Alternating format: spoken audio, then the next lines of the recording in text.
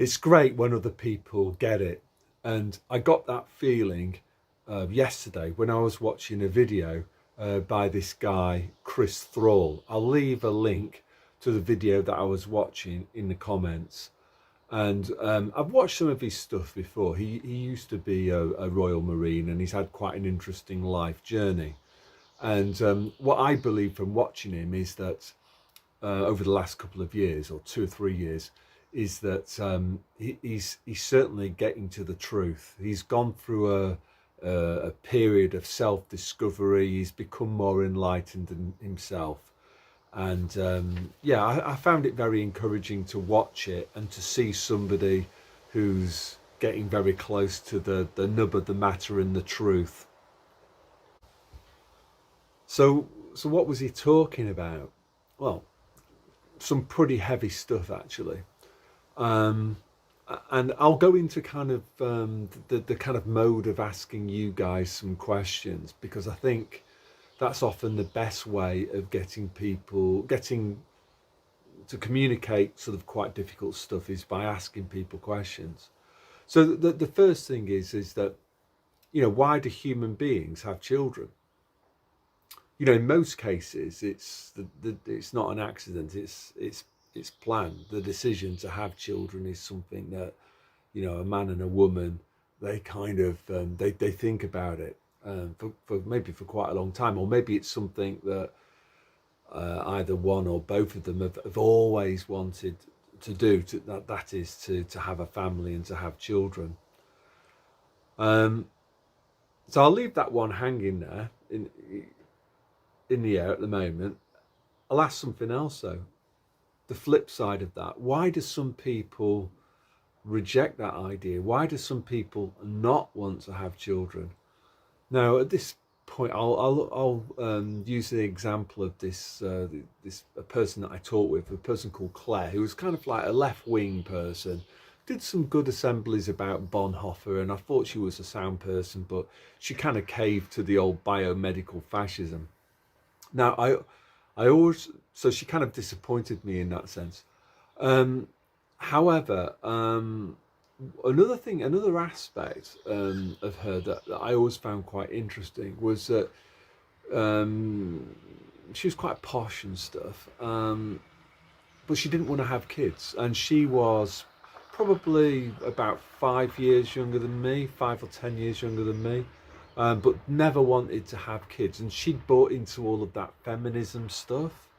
And now, obviously, I don't know what's going on inside her mind, but I think for some of the people that I've met, I just wonder whether some people don't want to have kids because they think it might cramp their style. They might not be able to go out to restaurants, I don't know, theatre, go on as many foreign trips, because either they can't afford it, or maybe, they can't be as selfish, I guess, as somebody who doesn't have kids. But what I often think about this is, you don't stay young forever, and the kind of allure of, I don't know, nightclubs and city breaks and swanky holidays and stuff, again, I can only talk for myself, that certainly wears off. So I just wonder about people like, say, this Claire, who's probably, well, definitely gone past 50 years of age now, is that does she regret not having kids? What I would say is, from my own perspective, is that being a dad, it adds meaning to life, doesn't it? It's something that I certainly wouldn't have wanted to miss out on. It's very difficult for me to kind of articulate exactly why, but I don't think my life would be like complete unless I was a father. It's the best thing that's ever happened to me, by miles. That's not to say that when I was younger and more immature, I didn't enjoy myself. I did do, but some people will be writing in the comments, some like do you remember him from the 70s, Desmond Morris? He was one of their kind of, I think, one of their lifetime actors. And he was spreading this Marxist twaddle in books like The Naked Ape that, human beings, there's nothing special about us at all. We're just animals, and we want to have kids to pass on our DNA, and that's all there is to it. It's like some sort of primordial drive, and we're just animals, and there's nothing deeper to it than that. Yeah, we're just animals. Now, somebody who picks up on that, of course, is that Noah Harari, who insists that human beings are hackable animals. And I've been thinking about that. Does he really believe that? My guess is that he doesn't. He doesn't. He's aware of the spiritual battle. He's fighting on the opposite side, but he knows full well that we are not animals. We are something much more than animals. That so what are we? Let's stop. What are we? What we are is a piece of divinity. We are a divine creation. My son, right? I'm his father. Who's my father? It's not Ken Watson, really. My dad, rest in peace. Is basically the big man upstairs. We are a divine creation.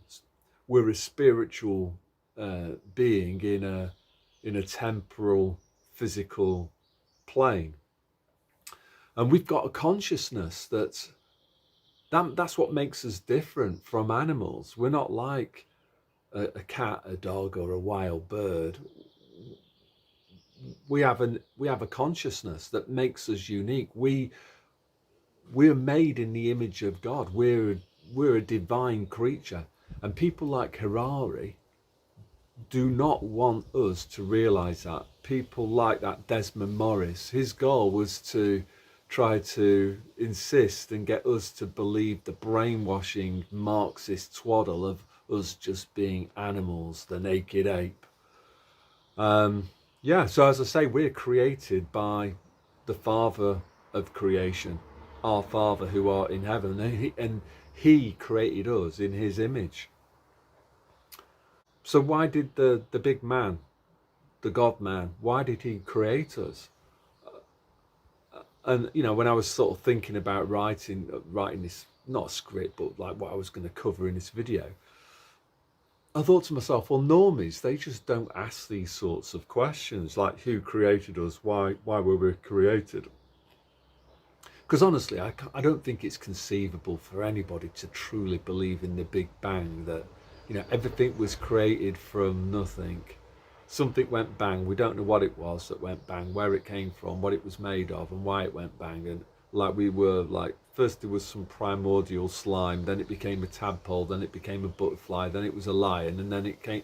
Nah, there's no one who can actually, if you actually think about it for a moment, have any truck with the garbage that is the theory of evolution. It's absolute nonsense. We are created beings created in the image of God. So normies don't ask that sort of stuff, because if they did think about it, they would realize that their life here is actually of some significance, and there are consequences, or there will be consequences to whatever they choose to do or not do whilst they're here. Right, so if normies thought about these big questions, they might be a little bit more careful about how they live their life. They might think a little bit more and maybe develop a moral compass. So why did God create us? Well, I think it's very similar to why does a man and a woman decide to start a family? Well, it's basically you gain pleasure from creating a new human being and watching that human being develop and grow. And I think the other thing to point out here is that's very, very important is that we were all created with free will, and I think the best parents understand that their child has free will, that then a good parent doesn't try to micromanage their child because they respect their free will. They teach them, of course, but they don't micromanage their lives and remove decision making opportunities from their child. So what we're supposed to do here is use our free will to go on a spiritual journey and mature and become wiser. And I think this is what this Chris Thraw was getting at, is that like him, I think that life is a giant test. You've heard me talk about that before, and things that happen out there in the world, they happen for a reason, and that reason is that we're being tested, and actions have consequences, and what happens to us as a result of making decisions relative to external circumstances, that then creates learning experiences which enable us to acquire greater wisdom and raise our consciousness. That's how the New Agers would talk about it. But what I would say is that we become better people. We become wiser people. Yeah, and so I think, well, I know that Jesus talked about this in, well, it's recorded in the Gospel of Matthew, chapter 7, verses 13 to 14. So I'll just read that now. I'm actually going to start this a little bit earlier. So chapter 7, verse 7. So this is Jesus talking. Ask and you will receive. Seek and you will find. Knock and the door will be opened to you. For everyone who asks will receive, and anyone who seeks will find, and the door will be open to those who knock. Would any of you who are fathers give your son a stone when he asks for bread? Or would you give him a snake when he asks for a fish? Bad as you are, you know how to give good things to your children. But how much more then will your Father in heaven give good things to those who ask him? Do for others what you want them to do for you. This is the meaning of the law of Moses and of the teachings of the prophets. Verse 13.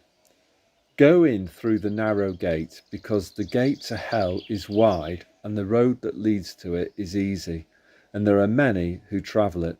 But the gate to life is narrow, and the way that leads to it is hard, and there are few people who find it. So normies, who for them life is about materialism, ego, status, moving swiftly to their next shopping experience or Instagrammable restaurant date or whatever it is, they're on the path to the broad gate. There may be external things happening, learning opportunities that are being presented to them, but they're not conscious to it. They haven't got ears to hear or eyes to see. What Jesus is talking about here is that if you understand who you are and what you're here for, you're heading on the narrow path, the path that's less well tread, that fewer people go on. But that's the right path. That's the road to enlightenment and to wisdom. So going back to this Chris Thraw guy, the ex-Royal Marine, you can watch the video yourself. I recommend you do.